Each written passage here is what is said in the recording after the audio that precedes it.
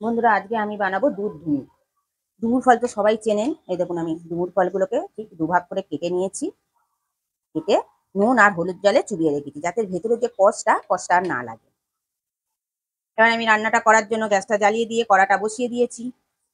কড়াইতে দিলাম আমি ভিজিয়ে রাখা ডুমুরটাকে, নুন আর হলুদ জলে ভিজিয়ে রাখা ডুমুরটাকে। ডুমুরের মধ্যে দিয়ে দিলাম 1 চিমটে হলুদ আর দিয়ে দিলাম 1/2 চামচ নুন।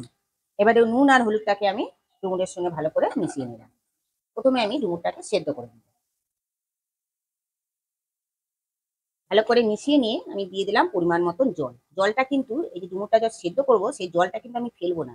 এমনভাবে পরিমাণ মাপ করে দিতে হবে যাতে জলটা একদম ডুমুরের সঙ্গে সেদ্ধ হয়ে যায়। জলটা যাতে শুকিয়ে যায় ডুমুরের সঙ্গে। কারণ ডুমুরের মধ্যে অনেক ভিটামিন আছে, নানান রোগের এই ওষুধ ডুমুরটা। ডুমুর পর খুব নানান রোগের ওষুধ। আমি কিছুক্ষণের জন্য ঢেকে দিলাম। দেখুন বন্ধুরা, ডুমুরটা সেদ্ধ হয়ে গেছে। জলটা পুরো একদম টেনে গেছে ডুমুরের সঙ্গে। ভালো করে সেদ্ধ করে নিয়েছি।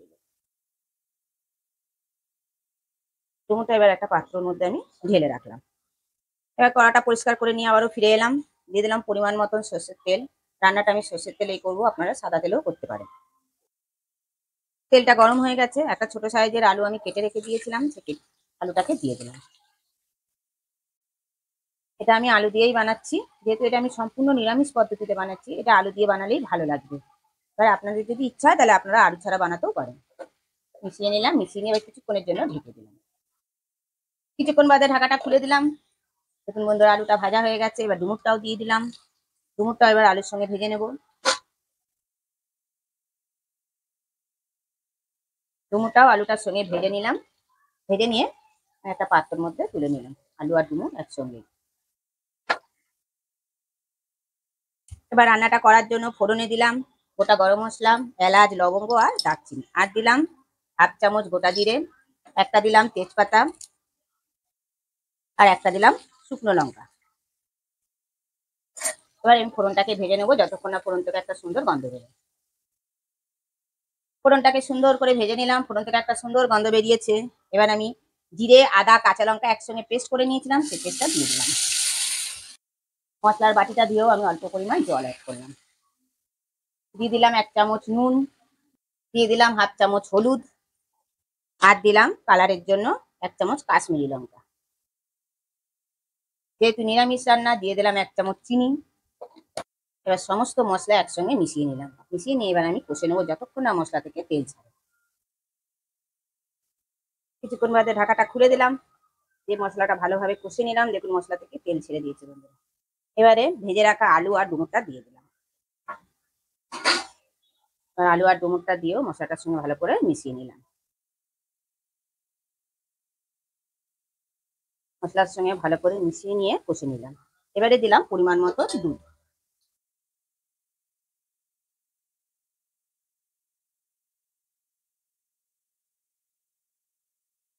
দুধ দিয়ে ভালো করে মিশিয়ে নিলাম। মিশিয়ে নিয়ে এবার কিছুক্ষণের জন্য দিলাম ঢেকে।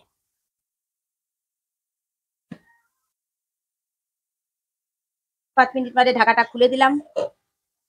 ফ্লেভারের জন্য দিয়ে দিলাম 3টে কাঁচা লঙ্কা, 1/2 চামচ দিলাম গুঁড়ো গরম মশলা, আর দিলাম 1 চামচ ঘি।